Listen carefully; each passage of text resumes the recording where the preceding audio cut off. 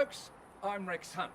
Sunshine, we're out of lockdown in Melbourne, magnificent. Some vitamin D, a 50+ protection, it's magnificent. Trout fishing has been in my blood since 1963. The mighty Goulburn River is one of my favourite streams in all the world. And this is the place of the first screening of Rex Hunt's Fishing World on Channel 7, late on a Friday night in 1990. My goodness gracious me, I can't be that old. I tell you now though, trout fishing is magnificent, the Goulburn River, my dog Missy, it was all happening. And before we throw to the segment, folks, join me on the chat room. I'm there now. Bob, go.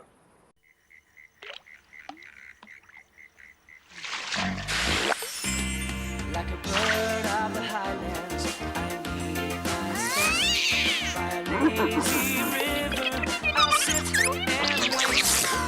The open skies call my name. Heaven knows I'll be back again. Give me that country life, easy living. Feeling like a bird flying free. Just wanna do some fishing and watch the sun go down. Come spend some time with me.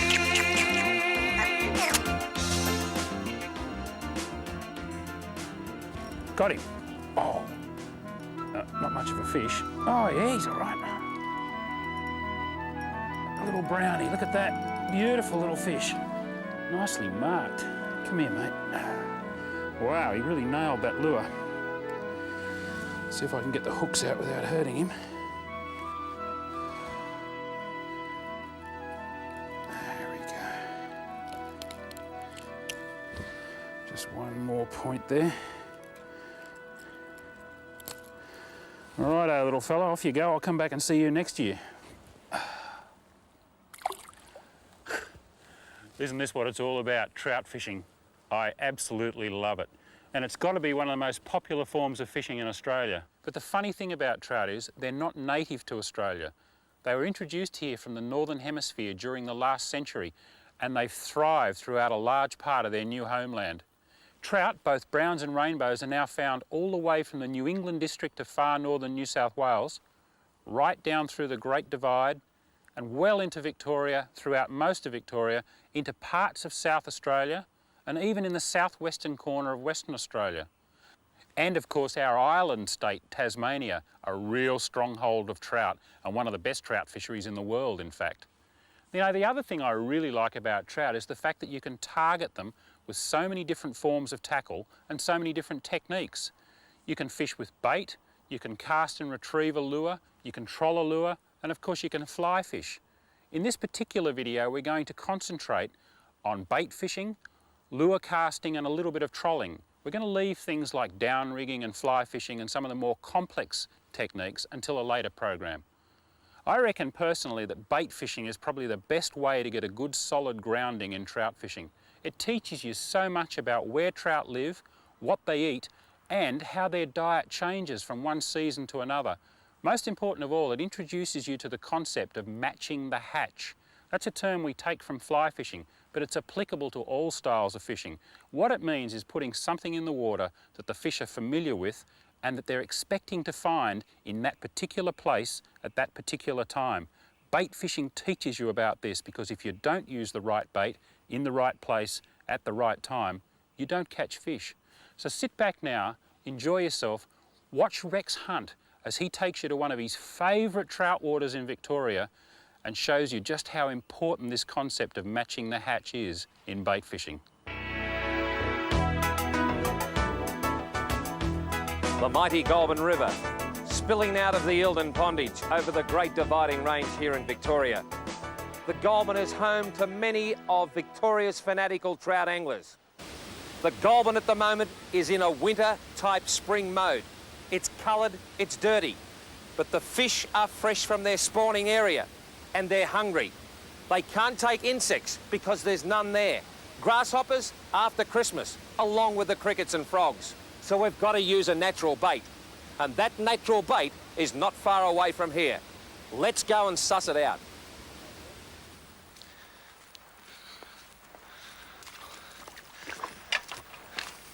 Now we're starting to get into an area where we could expect a worm or two. And it's no good using grasshoppers in the Goulburn River at the moment because there's none there. You've got to use what the fish are likely to see. Look at this beautiful mint growing here. By gee, that's just absolutely beautiful native mint. If I catch a trout, I'll try some on top of the beautiful white flesh out of the Goulburn River. Now, this is what we're looking for. Logs and bracken and leaves and a build-up of soil. Now, when this little stream here has flooded, all of the alluvial soil and the silt has come down here and built up in this paddock. And that's where the worms are going to be. You've got to be where the worms are. Now, underneath this beautiful mountain soil, we should start to... come here. Come here. A little flat tail. And you come here too, mate. Come here. Gotcha. Now, what we've got here is a scrub worm, which is what we came here to get, and a flat tail worm. The flat tail will wriggle a lot more than the scrub worm, so we put 2 or 3 on the hook, and I'll show you that very, very soon. The scrubby is the staple diet of the trout in the Goulburn River because it's a natural bait. When it rains, when the streams flood, they're swept into the system and the trout go after them. They don't go after flies in the early part of the season. They go after something substantial. So the basics of fishing are simple. Get the right bait, find the fish, and the fish will do the rest. Well, have a look at the size of that tree, miss. The locals reckon that's 150 years old. Tell you what, if I lived to be that old, there'd be a few fish in some of these rivers a little bit disappointed. But when you're fishing these types of rivers, it's just not pot luck. It's not just a matter of throwing in the worm and the fish committing suicide. You have to give some thought to where you're going to fish. And that's why it's important to choose the right spot. The Goulburn River, about 8 kilometres downstream from the Eildon Pondage spillway. And isn't the old girl angry today? They've had to let a lot of water go because of the enormous amount of rain we've had in the highlands. And if they don't let her go, she's going to fill up when the snow melts. So we've got to think like the fish. They're not going to be out in that raging torrent getting irritation through their gills with the silt and the twigs and weed that's being swept down at a mammoth rate. They're going to be in the perimeters and along these areas of the stream, looking for little bits of worm, of grubs, any type of food that may be washed in from the field after rain or swept down from the river. Missy, are you concentrating? Because you're my ticket to a fish here today, darling. Watch that rod. Thank you very much.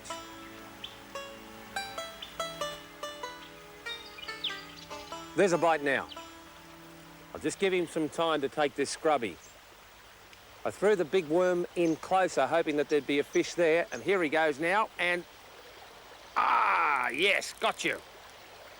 Here he is. Come here. Oh, he's come away from that snag. Now, he's not over big, but he was right. He's a little rainbow. Well, well, well. Come here. Get away from that little bit of weed there. He's a little rainbow, and yeah, look at the beautiful colours on him. He's just a little rip snorter. Now, here is a big lesson for you.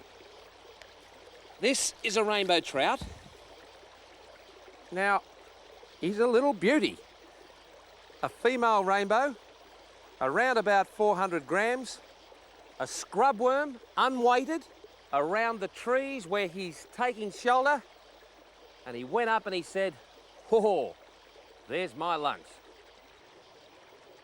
In any type of bait fishing, one of the most important things you people have got to remember, give the fish something decent to take. Worms are a natural bait. Put 3 or 4 on the hook. So you have to wait a little bit longer. So what? It's a tasty morsel that the fish cannot refuse. Another bait that I've had great success on here at the Goulburn River is the humble saltwater mussel. It tastes foreign to the freshwater feeding fish, but it's an excellent bait for trout. Also, if you throw the shells into the river, it can act as a natural burley.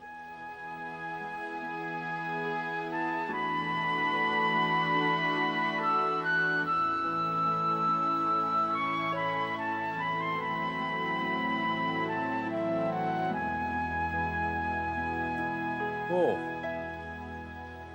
Might have just had a little bit of a nibble. Yes, good.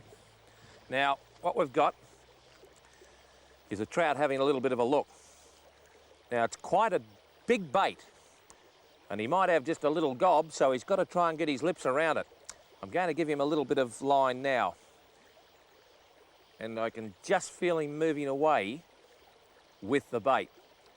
Now, as he moves away, the idea is to click over the bail, to tighten up on the fish, and when you feel his weight, like I feel now, it would appear to be a little fish. However, beggars can't be choosers at this stage, because in the Goulburn River, it can be a good one, a medium one, or a small one.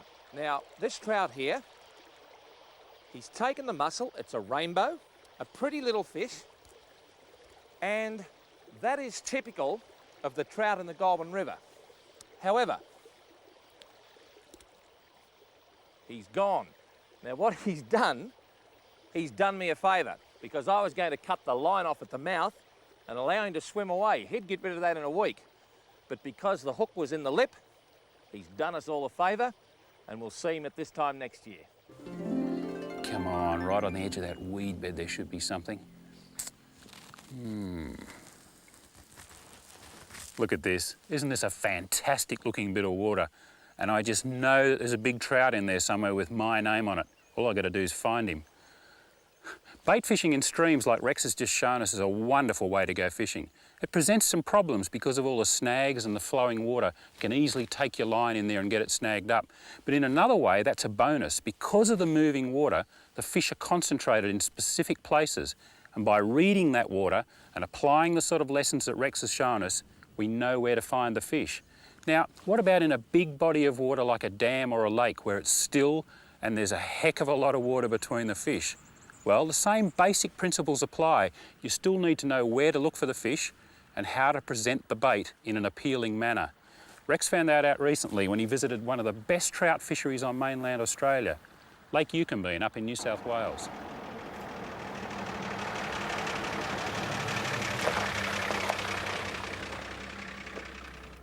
There was movement at the station, for the word had passed around that the trout were moving at the frying pan arm. So Uncle Rex is on his way. The frying pan arm. Don't know where they got that name from. Perhaps the sizzling trout on the old campfire. Let's go and check out some of the best rainbow trout and brown trout waters on mainland Australia. Wagons, ho! Left wheel.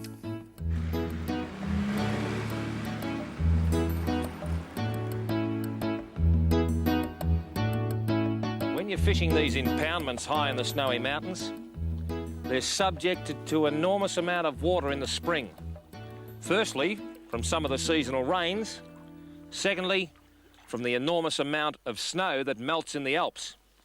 So you give them a good bait. Give the trout something to look at. Now, while the shallows is the place to fish, when the sun is high in the sky, the fish seem to go out deeper and work the perimeters and the valleys out in the middle of the lake.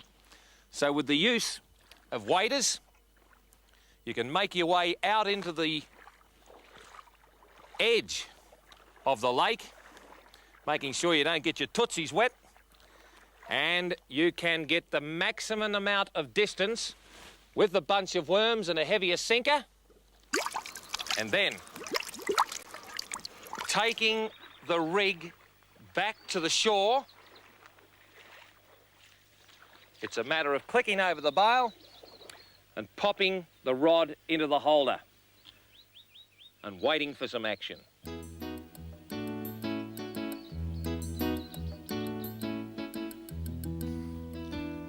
That was a touch. I'll just let it off and let him run with it. There's a big bunch of worms there, so I want him to get this down. Now, the line's going out at a reasonable rate, so I'll just give him a couple of metres and click the bail. Now, the next time I feel his weight, I'll strike. Now, yes. Now, I don't know what sort of class of fish we've got here. The noise you can hear is the drag of the reel. Now, the rod is a scientifically designed instrument for catching fish. It's a sort of a shock absorber. That's what angling is about. When the rod is fully loaded, that is, it reaches its maximum stress, the drag takes over. Hear the drag?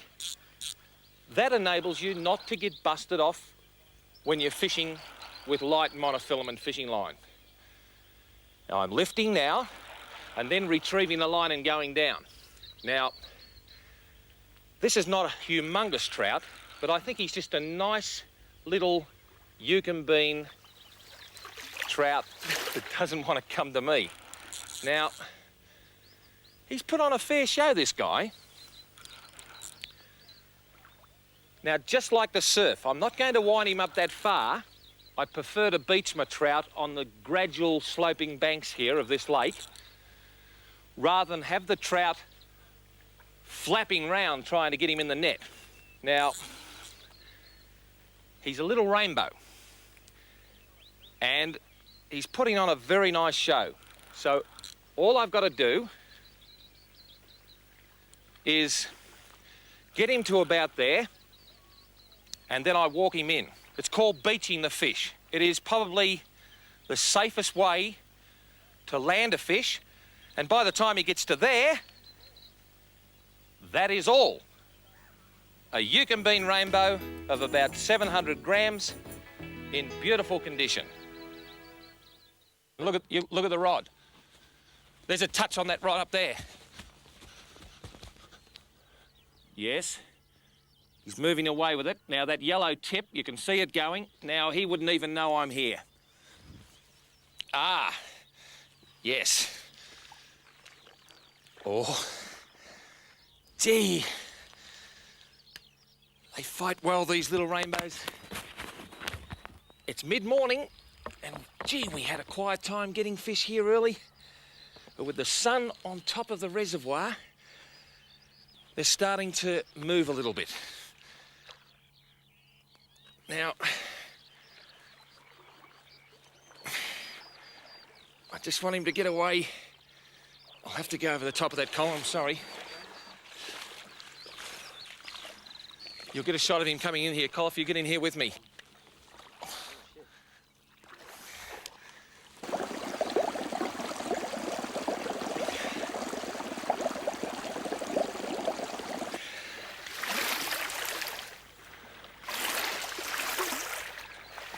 Now, this is a brown trout. Now, he's a nice fish. He's about 800 grams. And didn't he love that bunch of worms? And that's the best way to do it. Just beach them. Gee, they're in lovely condition. So, a brown and a rainbow within 2.5 minutes of each other. And I sat on my big rear for 2 hours thinking, what have I done wrong? And that's why we go fishing, isn't it? Because it's the glorious uncertainty that sends you back time and time again. Well, worms are a natural bait for many species in Australian waterways. And you still got to look after them. One of the great inventions over the last few years has been the polystyrene box. You know, the ones that the fishermen bring in, the snapper from New Zealand, or tomatoes or collies or whatever there is at the greengrocer. I find they're perfect for keeping worms. And these guys here, the red slacktail worm, absolutely loving every little bit of the soil and peat moss that they can get. And that's the way to keep them. I find that it's just as easy to take the whole compartment away with me and then put the worms that I'm going to use for the day's fishing into a bucket. You'll find that they keep okay. You put the box back into the shade and you got bait for tomorrow. So the little tip is, consider your worms. They don't like the dry and they don't like the heat, just like you. So look after your bait. With the rod there, now, look at that. Steve, look at, oh, he's on. Nice fish too. Oh, I don't know, he could be a fish of reasonable size. Oh, gee, they fight well. Oh, this is great stuff. Hey? No phones, no faxes, no interruptions, and look at him go. Oh, isn't he go? Look at him. Now, mate. Oh, you're just going to be beautiful. Just absolutely lovely. Look at him glisten in the sunlight there. Now, mate, I want to introduce you to a couple of your friends over here, mate. Request permission to use runway 29er. Clear for landing. Here we go.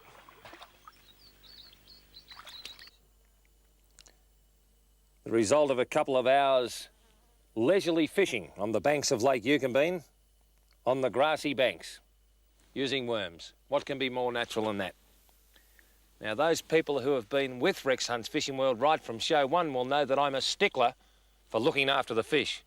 If you pay all the money in gear, petrol, bait, etc., you want to be able to take home a feed. Trout keep okay in cool conditions so you don't have to clean them straight away. But I believe that you must clean the fish in the water you caught them. Now, this rainbow has got quite a few scales. And as I take the scales off the side of the fish, it exposes the beautiful crimson band that is synonymous with the rainbow trout of the salmonid species. Let's get a few more of those off there. Turning it over and doing the other side. And they come off a lot easier when you keep the fish moist. If you can't keep it in the water, I find that just by wrapping it up in a wet towel keeps the scales nice. Now,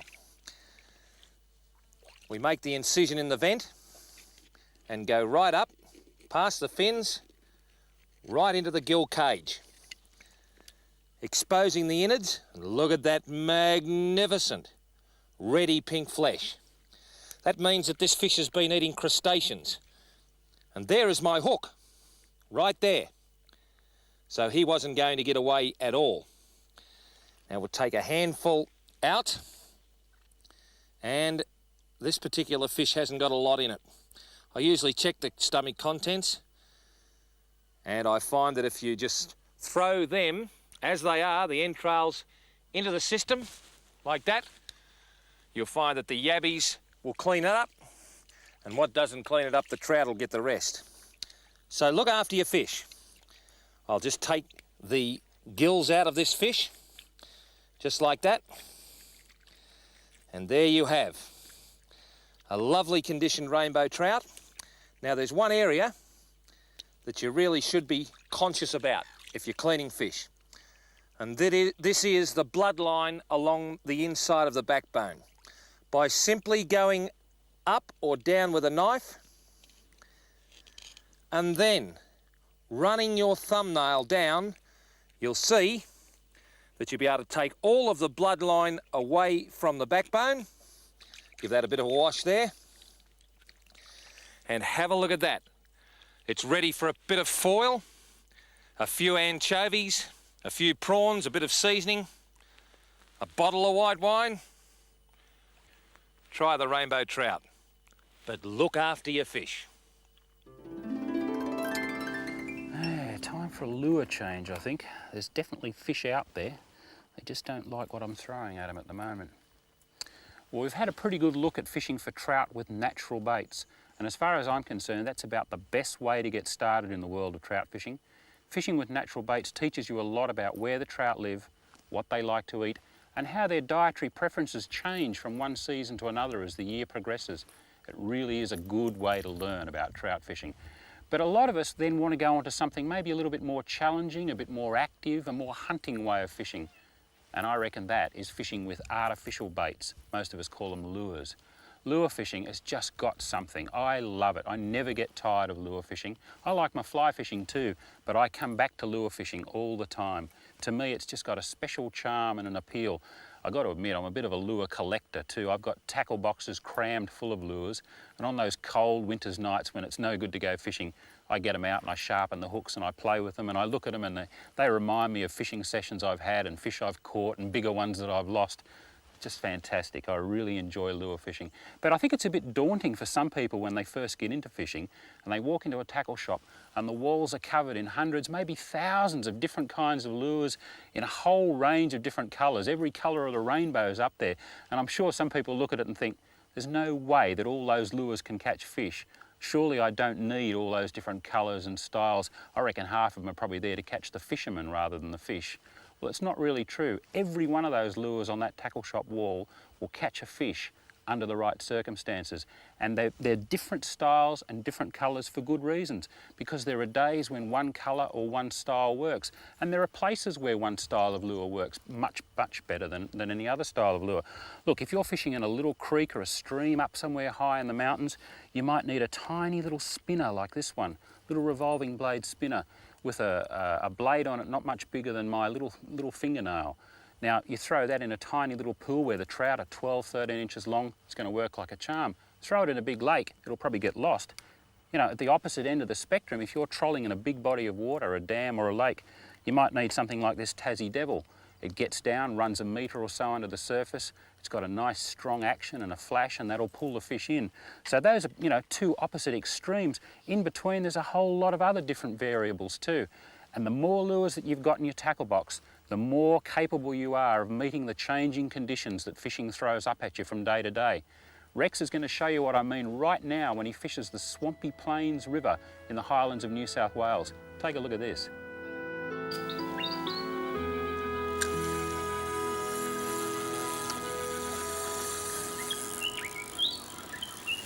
Just bring it down along that area there and there's nothing there. Well, when you're fishing a river, you've got to read the stream. And I can tell you now, it's pretty cool in here. This water's coming right from the top of Mount Kosciuszko off the snow, and I'm glad I've got these waders, because being quite frank, it'd freeze the balls off Eddie Charlton's billiard table. Now, I'm spinning. I'm using an artificial lure to attract a trout to strike.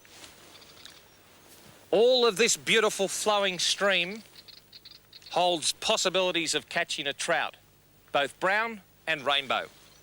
Now, the very keen and clumsy angler will come out and cast straight across the stream, and he might get a fish. He might not as well. But what he'll do in the meantime is bypass some very fishable water. You don't want to sacrifice some beautiful water to get to the prime area first. So when the stream is going down, all of the action and disturbance goes down with it. The silt from walking on the boulders goes downstream. The trout become aware that everything's not right. So your first cast needs to be downstream, and then systematically move 2 to 3 metres to your left-hand or upstream side, meticulously working every stretch of water. Never disregard any piece of water that may hold a fish. I think I've heard that somewhere before.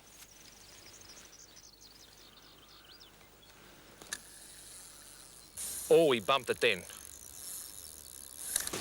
Oh, he can't be too big, but that change of lure. You see, this is what I'm saying. This little guy, a little brown, had a go at the gold tylo twice. So I changed to silver with a bit of blue on it, and he took it. Now, this little guy is, come here, mate, a little brown trout. Now, if you stop wriggling, I'm going to send you back, all right? I'll wet my hand. Now, please stop wriggling. I want to really let you go.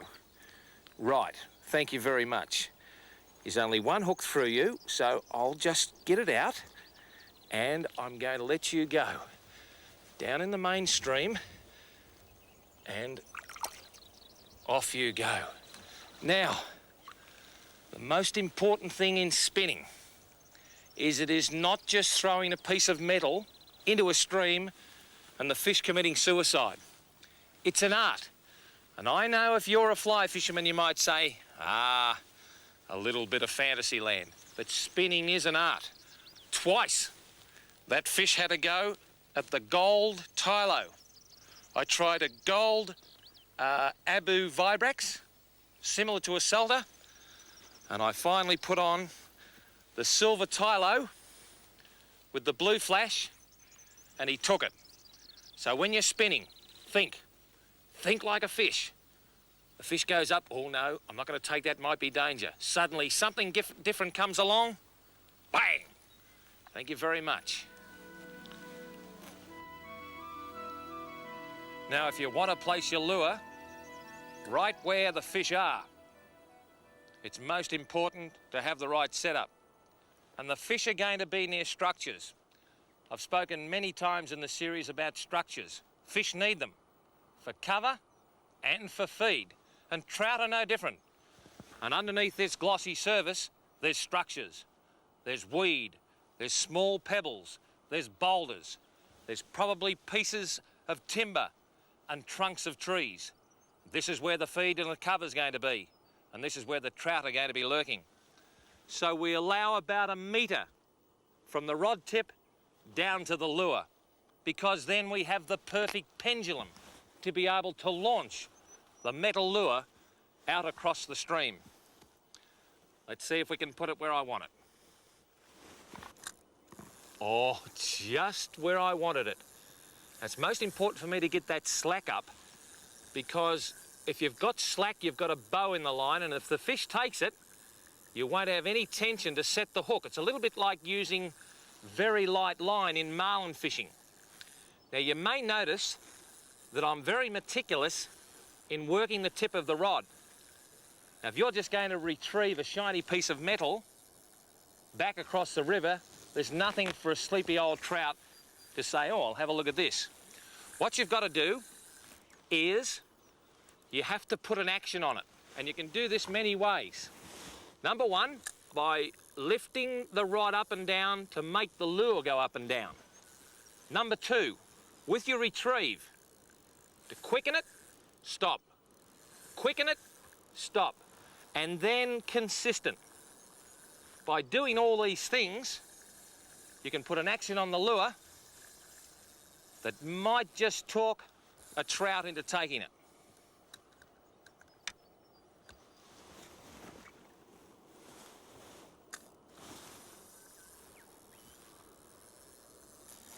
Oh, see him come out of the water, the little bloke.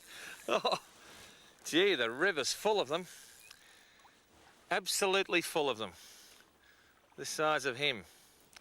Now, another little brown. Now, I want to show you this brown before I let him go, because he's fine. Brown trout doesn't have any spots on the tail as against the rainbow. The brown has spots on the upper part of his body, and you maybe, this guy's silvery because of the cold water, maybe see the little red spots there. Now you can see where he's hooked. He's quite placid. It's a matter of taking the hook out and allowing the fish to gain his composure, and he's gone. It's as simple as that. The swampy plains is full of juvenile trout at the moment.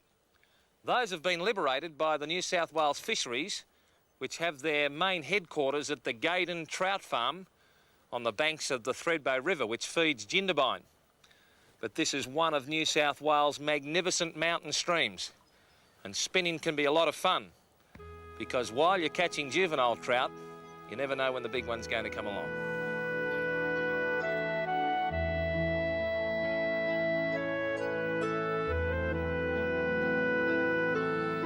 Come on.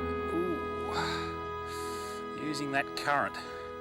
What do we got? A brown or a rainbow? Little brownie. Come here, mate. I'm going to let you go. Oh, just beautifully hooked in the tip of the jaw there. Isn't that a lovely little fish? Look, that's only a small trout, especially in a big body of water like this. But in the right place and with the right tackle, little fish like this can be just as much fun to catch as the big ones.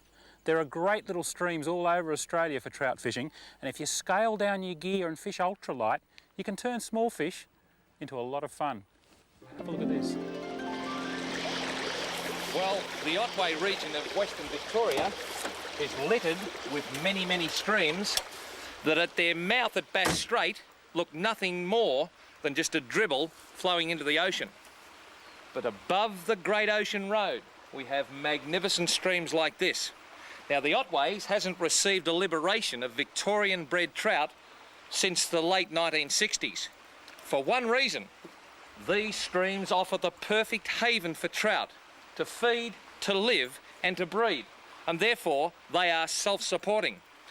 And to catch these trout, which are minute, when you come to think of the Yukonbean trout and the Tasmanian trout, you need specialist gear.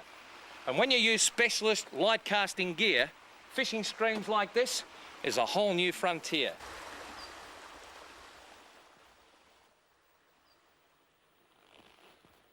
Far too many of us, when we fish these crystal mountain streams, approach them just like a basic piece of water like the bay or the Goulburn or a lake, where it doesn't matter if you make a noise or you're seen by the trout.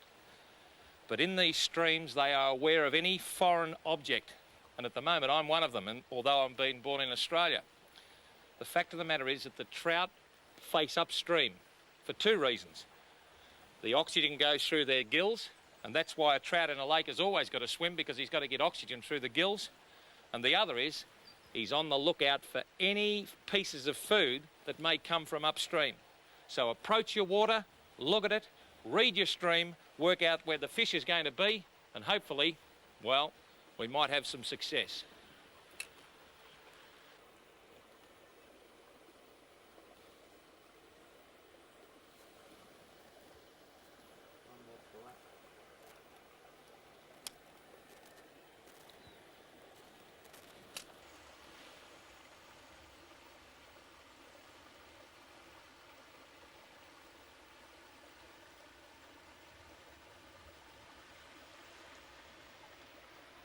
Can't believe that.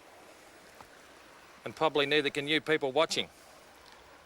If you're working a stream like that with a fallen log and boulders, in a stream you know carries a lot of fish, and you don't get knocked off on a number one selder, they're not on the job. And it's time to move on to the next part of this glorious little stream. And one of the tremendous advantages in trout fishing is the old humble blackberry. Have a look at those rip snorters there. Absolutely magnificent. And that's part of the reason I come to these beautiful areas, particularly at this time of the year approaching Easter. These are absolutely just sensational. And one thing concerns me, and I'm being quite serious here. It's our litter problems in Australia. If we don't stop littering everywhere we go, we're going to use up all of our rights. We're not going to be able to mushroom, trap a rabbit, or eat a blackberry. And wouldn't that be a shame?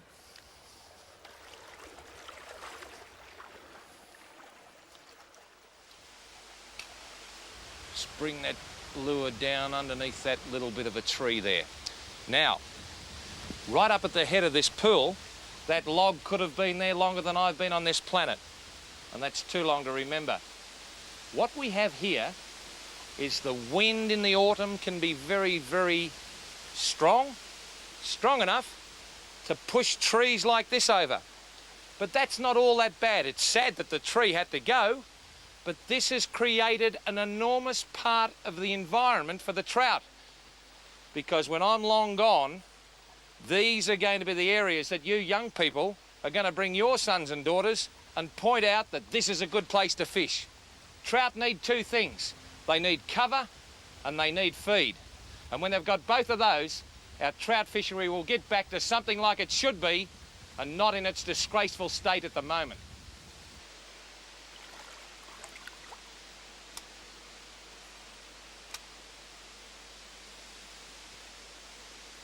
Oh, you'd reckon it'd go off there. Well, when the lure is continually rejected by the trout and they're not interested, it's time for a change of lures, because quite often in lure fishing, a change of lures put past the same area that you're casting monotonously with one lure, that new lure, well, that sometimes does the job. Now, Lures ain't lures. Big lures are meant for streams that you can cast a long way across, like the swampy plains that you saw earlier in the season, or the Goulburn, or on the Great Lake down there with Jimmy Allen at Tasmania. But the bladed type lures are the ones that have that revolving blade going round and round and round, causing plenty of vibration. The rooster tail lure is a rip snorter from America. It creates a bubble trail out of the back, and with this particular blade going round and round, it does two things. The vibration and the water displacement cause some sort of area where the trout says, what's there? It also enables you to fish the stream properly, because if you pop the silver wobbler up into that run, you might get 6 inches of fishing area. When you pop a rooster tail or a salter or any other bladed lure, at least you get 15 or 20 seconds of lure working available water. So select the lures for the waters. Big lures for big waters and small lures for small streams. And can you believe that about 4 inches of water, this rainbow, a beautifully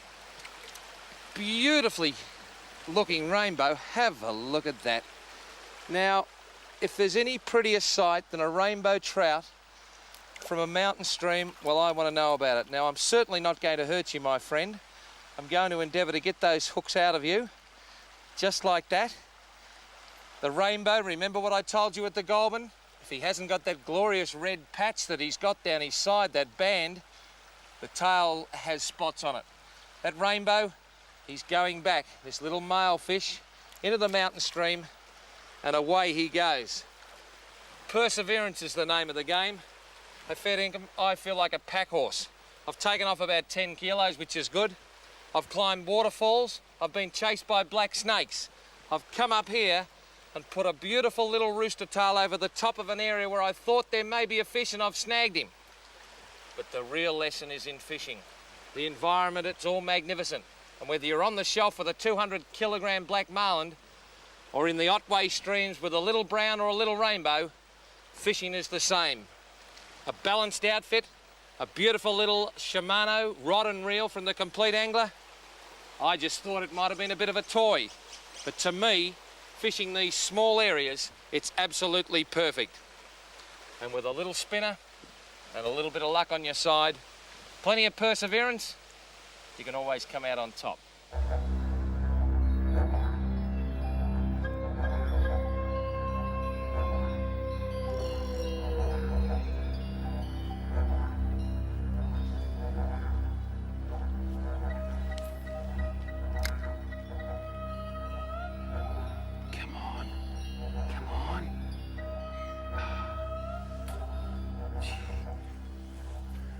Walking along this nice high bank, just polaroiding the edges of the weed beds, and I just saw a lovely little brown trout, about maybe half a kilo, just cruising along the edge there. Put the lure past him, and as it came past his nose, he turned to follow it, but then he balked and took off. I think he might have seen me. That's one of the disadvantages of being on a higher bank like this. You can get silhouetted against the skyline. I think he might have seen me, that bloke. But look, the nice thing about fishing a river is I'll probably go around this next corner, take my time, keep working these weed beds, and I reckon I'll find another fish. You know, you can work a river like this from the bank. I can cover most of the water. I can walk a couple of kilometres in a day, and it's just different water all the time. It's a wonderful way to fish. Lakes are a little bit different, of course. If you're stuck on the bank on a lake, there's a lot of water out there in the middle that can have fish in it that you just haven't got access to. Rex found that out recently when he visited one of our best trout fisheries in the Central Highlands of Tasmania. He fished with John Fox at Lake Sorell, which is a really terrific trout fishery. Just have a look at some of the big brownies that Rex and John came across trolling and spinning out in the boat.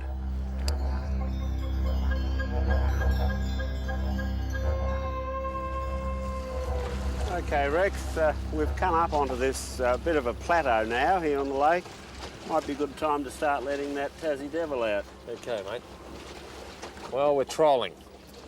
And as in spinning, it's an art. It's just not a matter of throwing a piece of metal with a treble hook in the end and a trout grabbing it and commit suicide. John, why did you select this area that you call the plateau? Well, there are a series of shaly banks in this lake, and where you get that uplifting, there's a lot more life there. A lot of crustaceans and snails, etc. Also, when we're trolling like this, our lures are down about 4 feet at this speed. Yep. We're trolling in about 5 feet, so they're about a foot off the bottom. So if we're fishing, spinning or trolling in 60 foot of water with a paravane we can get down, or with a free swimming lure we can get up, but there's a lot of water in between here, not much room for error. Absolutely, absolutely. You want everything on your side when you're trout fishing. Well, I've got a Tassie Devil on. It's got those transparent wings and a beautiful coloured body, and she's gliding. And the end of my rod, which is pulsating down there, suggests to me that that lure is working at its very, very best.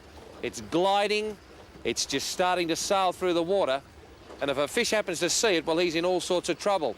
Now, our people at home, John, are probably saying, gee, that water looks discoloured for spinning, because Rex always maintains that you need clear water for spinning, but that's not quite so at Lake Sorell. No, here at Lake Sorell, the water's always a little turbid. Yep. I think the conditions today are quite ideal, actually. If we drag it past one's nose, I'm sure he'll let us know he's there. Well, I've got the drag set. Once again, let's go through these particular important areas. The drag is set because with this 5.5 pound line, if I get knocked off and I've got no stretch in the line, bang, it'll break just like cotton. But with the drag set and with a nice whippy rod, this one is a Rex Hunt signature spinning rod for trout, well, it's going to act as a beautiful bungee type of an effect if the trout does grab the end of it. So that lure, pulsating like you wouldn't believe, and now, as in all sorts of fishing, folks, we sit back and we wait.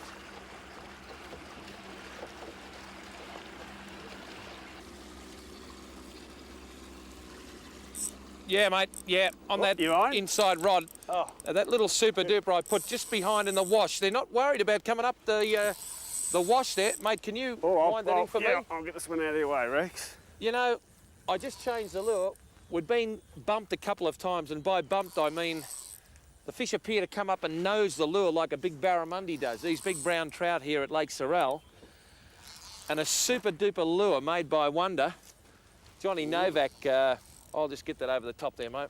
There you are. Right. Johnny Novak, an American-Australian, came across here in the 1950s and produced these lures, and probably one of my first fish ever on a super duper in the Goulburn River and the pondage was really what hooked me on spinning. And fishing with Bob, look at the size of this fish here. Like, this is just beautiful. Oh, look at that. And have a look at him. He wanted that lure. Now, I wonder why the others were just nudging it. Ooh. Like, he's a nice brownie, isn't he? My word, he is. And look at him. He's not real happy. I'll just see if I can stop him thrashing and guide him to your net, mate. Because he's a nice brownie. My word. He's not done yet. So that rod will just tire him out. I'll try not to let him go down because of the amount of weed here. I'm going to try and keep his head out of the water and just guide him into your net there, mate. Ah, lovely male Now, isn't fish. he a lovely male fish? My word. Wow. And I'll just show the people there, if I can get him, just stop it will you for a moment. I'm going to look after you. Or we might look after him right here, Johnny, and just show the people that we're going to eat that fish, and this is the way to put them out of their misery. So if you want to grab your little priest, Yeah. we'll show these people how to do that. But look at that hook jaw, Yeah, big male. and I'll just get that out of there. By gee, he really wanted that, and it's just a change of lure. I think this is a lesson for our people watching, Foxy, is that if you're getting knocked off with proven lures like Tassie Devils, that's something just a little bit out of the ordinary. I'll just get that out of there like that. Oh, and have a look at that locked jaw. Now, just show us how to put them out of their misery, mate, because we're going to eat this guy. He's going back on our flight. Nice trout. Yeah, absolutely. Just sort of line him up and one little... Oh, whoops. Really didn't do that quite right. It needs to be right across the top of the eyes. And good night. And there he is. Yeah, what an absolute beautiful brown. An estimation of weight there, mate? Oh, let's not estimate. You get your little pair of scales out there. And to me, well, that's what trout fishing is all about. That's why we go. An absolute ripper of a brown trout, male, naturally bred here at Lake Sorell, going on the lie detector now by you, Foxy. He's going to be 4 pounds, Rex. Do you think he is? He's going to be 4. Well, to say that he's going to be 4... Oh, I'm a real fisherman, you see. I bent the truth a little bit. He's just over 3.5, 3 3/4 perhaps. Well, isn't that just absolutely lovely? A marvellous brown trout on a spinner. And spinning, well, you never know. Trolling is that good because you cover so much ground. But spinning and trolling, give it a go. Fly fishing and bait, okay as well. I think it's trout fishing that is the real goer, isn't it? You betcha.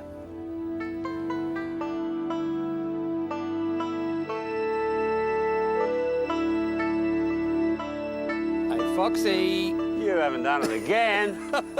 I don't believe I tell you what, it. it's a recipe for the right thing, mate, is stop for a cuppa after an hour of trolling just with a couple of bumps and put a little Rexy Hunt special out that I'm looking at, a little revolving blade lure, and this little Shimano outfit, mate, is just giving this trout a heck of a time. I reckon he's a nice fish. I haven't had a look at him yet, but I've got only 2 kilo line on, so I'm going to take it easy and just see if I can bring him up.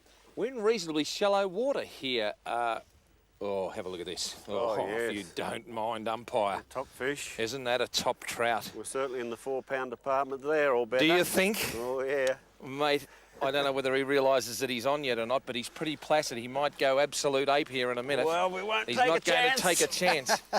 Now, have a look at that lure that I'm using. Now, that bit of red just sticks out like the proverbial, doesn't Oh, my word. it? And perhaps you've seen there, folks, the advantage of netting a fish because the lure has come right out of the trout's gob.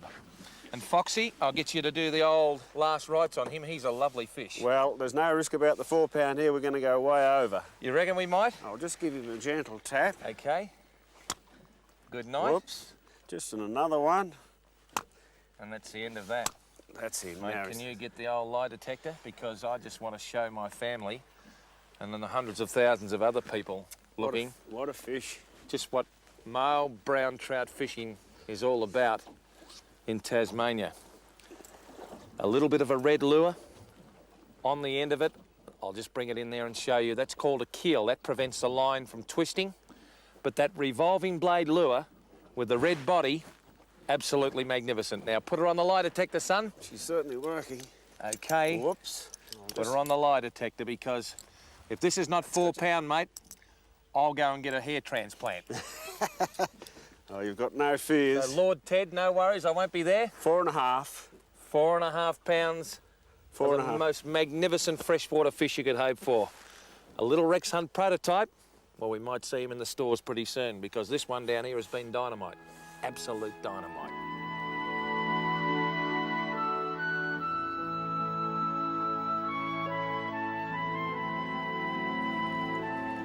And this fish has gone right under the He's boat. gone under the boat. Has he what, mate? I tell you what, we've got to be very, very careful here. I've got to let him do what he wants to do. And when I can retrieve a bit of line, I even put the tip down in the water. And using that tip as a little bit of a lever, I might just leave this drag off a little bit. You'll see clearly the drag starting to just go out. Now that fish, he shouldn't get off and he shouldn't break. If I take my time, here he is here. Look, he's tangled himself up. Yeah. Oh. And now he wants to go.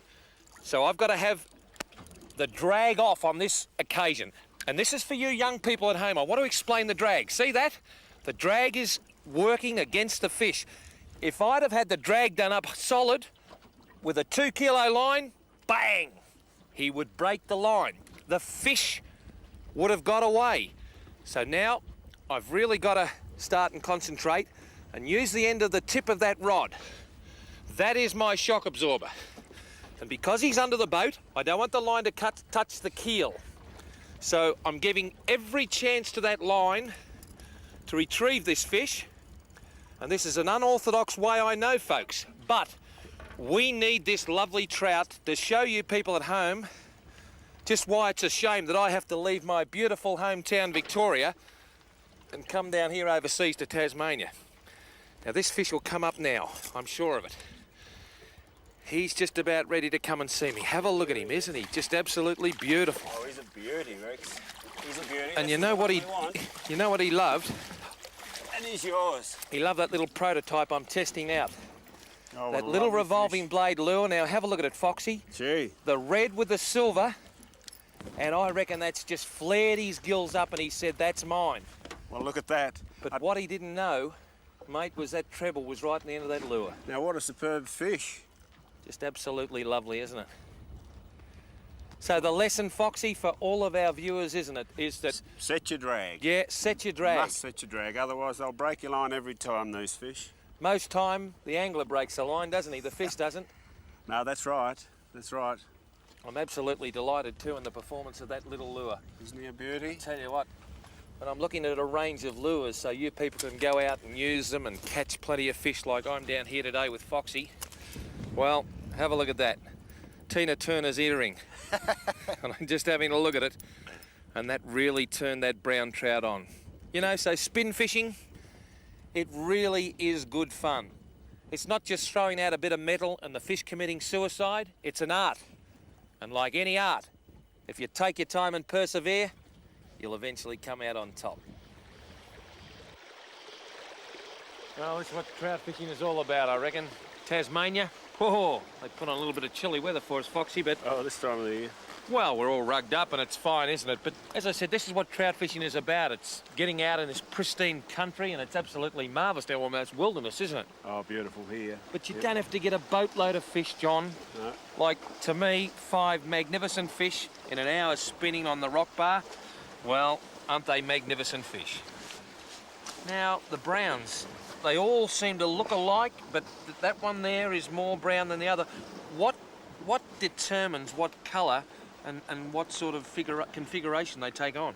Well, in my observation, these goldy looking fish seem to be the ones living more in the marshes, and we seem to catch the more silvery looking chaps. We seem to catch those more out in the open water. Yeah. But they take on that colouring, or that coloration if you like, when they get back up into those marshes, into that shallow water. What are they likely to be feeding on? Well, we'll pop them open and have a look, but I'll be surprised if we don't find stick caddis, there'll be snails, and hopefully a few galaxias. Well, a lot of people love to eat trout, a little bit of foil, a few champignons, a bit of lemon juice and wine, and bake it in the oven. Others prefer to fillet it. But my idea of maintaining fish in the right condition, John, is to gut them as soon as possible. We're just in from the water, so show us how it's done. Absolutely. Take this chap here. I like a bit of water when I'm gutting fish. It seems to keep everything nice and clean as you go. So I always start from the vent, slip up, come behind the last gill and through, and then in front of them all. Then all that gill rakes, they all come out in one hit. Then we open him up. It's a bit gory probably for your viewers, Rex, but... Ah, they're all fishing people, mate. They understand that man loves to eat fish, and there's nothing wrong with taking a fish to eat, is there? Oh, my word. We release a lot of fish on this show, but I see here that you weren't so quick to say, I'll put him back to fight another day, because you say there's millions of fish in Tasmania. Well, there's certainly excellent stocks in this lake. Now, look at the colour of that fish. Magnificent. And really, some of our lakes, let's say Arthur's Lake in particular, you're really doing the fishery a favour if you take a few out, because there are actually, I know it might sound peculiar to some people, but some of our lakes actually have too many fish in. Not all of our lakes, just some, but this... I notice your government are very, very heavy into tourism, and they realise the value of the dollars coming into Tassie, and the licence I bought does me for 3 days. You can get one for 3 days to 3 years, and isn't that marvellous that I can come down here for 3 days and casually fish your waters? Yes, for $12 you can have 3 days fishing, and you can fish round the clock if you want. Well, mate, I've had $12 fishing this afternoon with you. Now, for our people at home, budding fly fishing people, particularly young novice people, John's going to show us just what a trout can have in its stomach contents. Now, this fellow, as I said, I'd be surprised if he didn't have a lot of snails. And look at this, it's almost all snails. Now, there's a shrimp there, one of our prehistoric Tasmanian shrimps. I hope our cameraman can see him. No drama about that. That is a funny looking, almost a water flea type of thing, isn't it? Yes. I think it's called an Anaspides. I think I had that in the army, and a bit of penicillin got rid of it, mate. Yeah, just joking, folks, just joking. And have a look at that snail, still alive there, amazing. Yes, yeah. So, what you got to do is look after your fish. And our man John Fox from Top Line Trout Tours, well, he's a top line fella, but he's a top line guide as well. And I'll be going back to the mainland with some beautiful trout. But just remember those things. You can come here from 3 days to 3 years and fish in marvellous waters. Have a look at the stomach contents so you can match the hatch if you're a fly angler. And above all, when you go fishing, you can take home some beautiful trout to eat.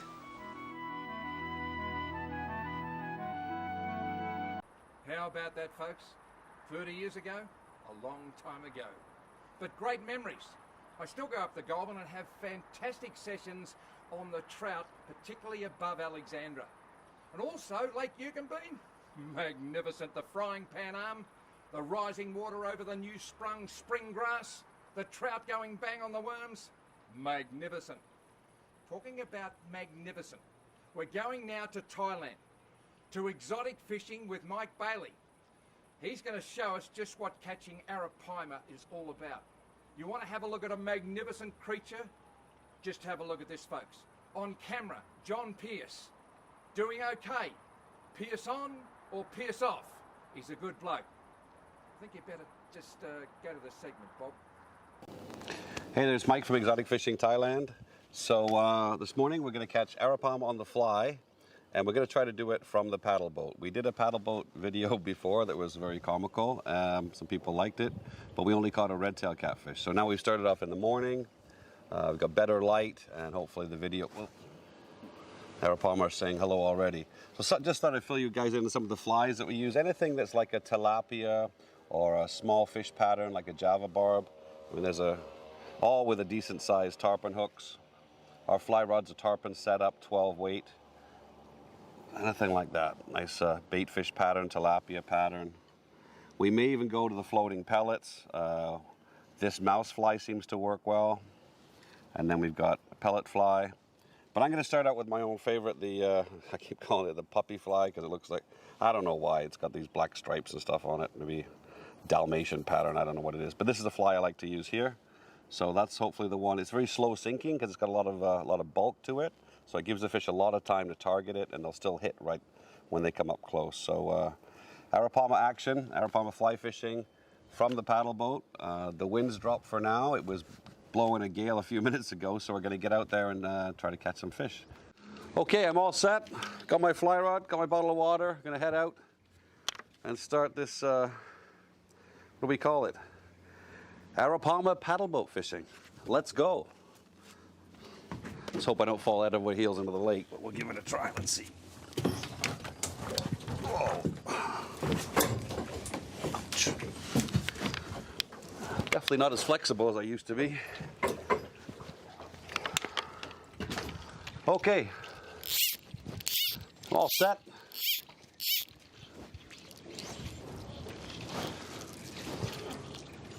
Watch out, Arapaima. Here I come.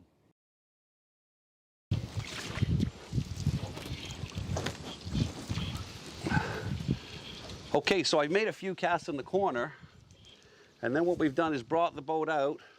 I got back in the boat and I'm trying to drift into this corner. I think this is where we're going to get some fish in here. So, yes, yes, I got him. Ah, you come off. Oh my God. I turned to talk to you guys. The fly sunk down. Arapaima hit the fly in the drop. Oh my God. Okay. I don't know if he felt it or not. We're gonna keep going. Oh, unbelievable. Oh, what a crazy day. Okay, we gotta land one. We gotta land one soon. Well, mission accomplished. Arapaima on the fly from the paddle boat, all by a fat guy with a puppy fly and a 12 weight rod. A lot of fun. I think we're gonna, let's show them the fish, guys. Take a look at the fish, and then we're gonna give it another half an hour, see if we can catch another one. Just a small one, but beautiful fish.